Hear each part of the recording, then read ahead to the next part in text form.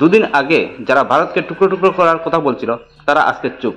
আমি স্ক্রিনশট লাগাচ্ছি, আপনারা দেখে নিন। যতক্ষণ না পর্যন্ত আমরা এই সেভেন সিস্টারকে বিচ্ছিন্ন করতে পারবো, 7টা আলাদা রাষ্ট্র কায়েম করতে পারবো, ততক্ষণ পর্যন্ত বাংলাদেশ নিরাপদ নয়। আগামী 24 ঘন্টার মধ্যে যদি শেখ হাসিনাকে আমাদের হাতে ফেরত দেওয়া না হয়, তাহলে সেভেন সিস্টার তোমাদের আর থাকবে না।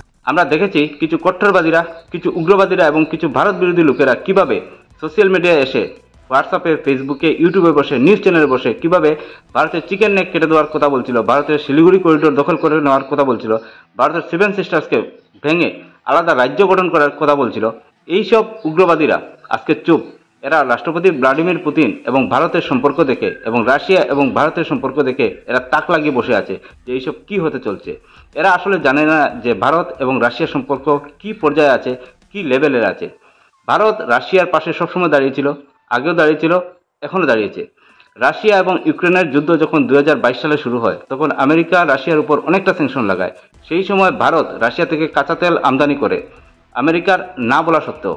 এটা থেকে আমরা বুঝতে পারি রাশিয়া এবং ভারতের সম্পর্ক। 1971 সালে বাংলাদেশের মুক্তিযুদ্ধের সময় পাকিস্তানকে সাপোর্ট করার জন্য আমেরিকা যখন যুদ্ধজাহাজ পাঠিয়েছিল, তারই প্রতিবাদে, তারই প্রতিরোধে রাশিয়া তখন যুদ্ধজাহাজ পাঠিয়েছিল।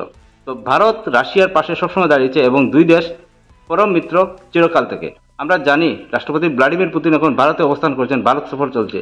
এই সময় এই উগ্রবাদীরা কিন্তু পুরো চুপ, কোনো কথা বলছে না। কারণ তারা জানে যে যদি কোনো উল্টাপাল্টা কথা বলে বা কোনো উল্টা অ্যাকশন করে, তাহলে ভারত অপারেশন সিন্দুরের মতো আরেকটা অপারেশন করতে 1 মিনিটও সময় নেবে না, 1 মিনিটও দ্বিধাবোধ করবে না।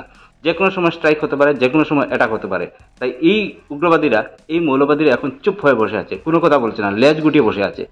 কোনো কথা নেই, সেভেন সিস্টার্স দখল করার কথা নেই, চিকেন নেক কেটে দেওয়ার কথা নেই, শিলিগুড়ি করিডোর দখল করে নেওয়ার কথা নেই, কোনো কথা নেই, চুপ করে বসে আছে। তোমরা জানো না যে ভারতের অস্ত্র ভাণ্ডারে প্রতি বছর কয়টা ক্ষেপণাস্ত্র যুগ হচ্ছে?